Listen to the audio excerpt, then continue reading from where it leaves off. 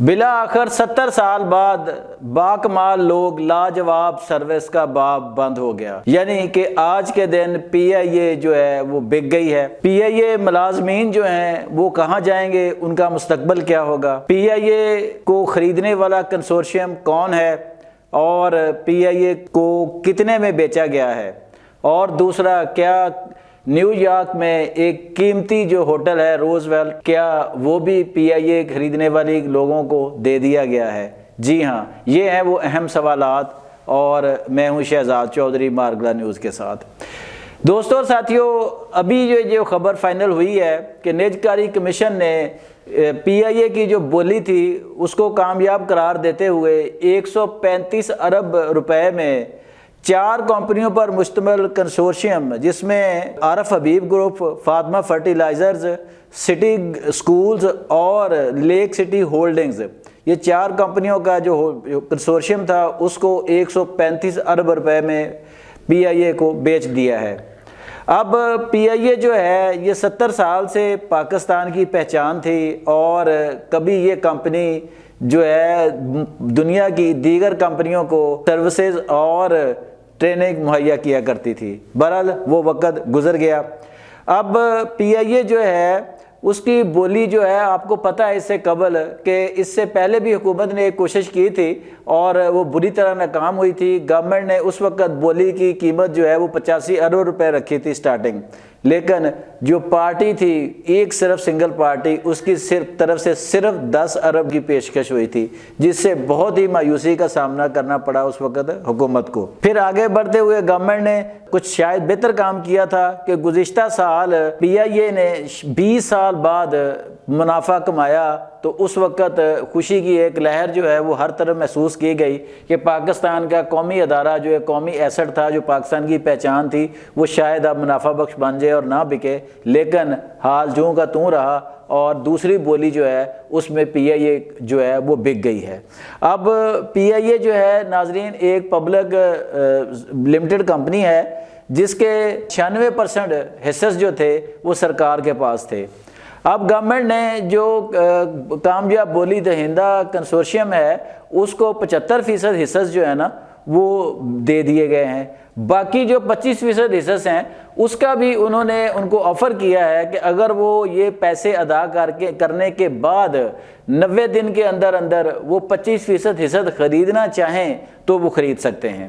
اب یہاں سوال یہ ہے کہ حکومت جو ہے اس سے حاصل ہونے والے پیسے جو ہیں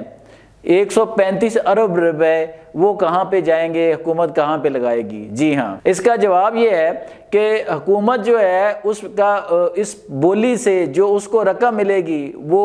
ٹوٹل بولی کا صرف 7% ہوگا، اور اب یہ پھر پوچھیں گے آپ کہ باقی کا اتنا پیسہ کہاں جائے گا؟ جی ہاں، سرکار وہ سارا پیسہ جو باقی کا ہے وہ اسی پی آئی اے میں بطور سرمایہ کاری لگا رہی ہے کہ حکومت جو ہے اس کنسورشیم کے انڈر جو پی آئی اے چلے گی وہ اس میں سرمایہ کاری کرے گی اس باقی رقم کی جو کاٹ کے حکومت کو ملنا تھا۔ جی ہاں، اب بڑا اہم ترین سوال ہے کہ پی آئی اے کے پاس ہزاروں ملازمین ہیں جو مختلف، کوئی کسی کو 10 سال ہو گئے، کسی کو 20 سال ہو گئے، کسی کو 15 سال ہو گئے، کوئی اپنی ریٹائرمنٹ کے قریب ہے،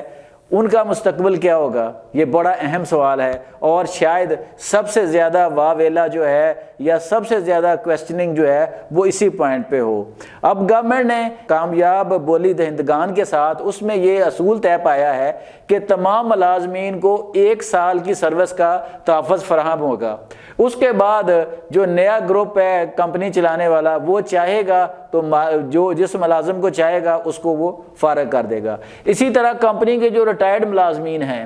جو پینشن جو لے رہے ہیں وہ کہاں پہ جائیں گے؟ جی ہاں، اس کو بھی یہ کہا گیا ہے کہ کمپنی ہے وہی اس کی پینشن جو ہے نا وہ ادا کرے گی۔ اب گورنمنٹ جو ہے وہ نئی کمپنی کو، نئے کنسورشیم کو کچھ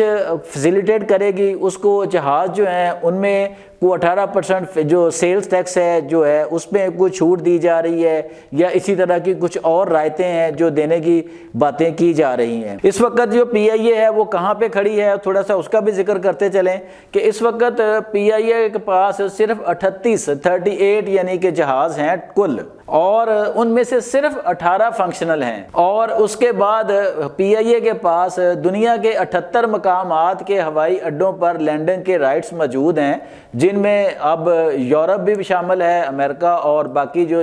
مغربی ممالک ہیں یا مڈل ایسٹ ہے یا باقی دنیا کے ممالک جو ہیں وہ شامل ہیں۔ یہ روٹس جو ہیں یہ سارے بہت اچھے روٹس ہیں۔ اگر ان روٹس پر باقاعدہ طور پر کسی کمپنی کو رن کیا جاتا تو شاید آج یہ وقت نہ آتا کہ پی آئی اے کو سیل کرنا پڑتا۔ بہرحال یہ جو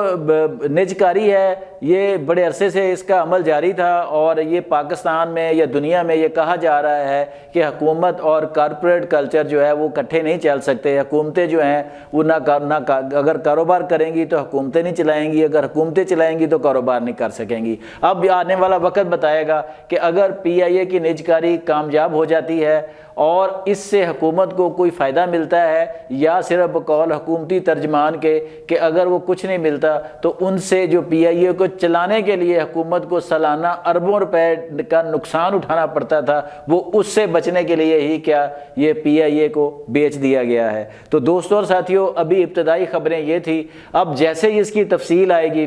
کہ کیا اس کی تفصیلات ہیں، کس طرح بیچا، کیا ہے اس کے اندر، تو ہم آپ کو اس پر مزید اپڈیٹ کریں گے۔ یہ تھی تازہ ترین صورتحال۔ اپنا اور اپنے گرد و نواح کا بہت خیال رکھیے گا۔ اللہ نگہبان۔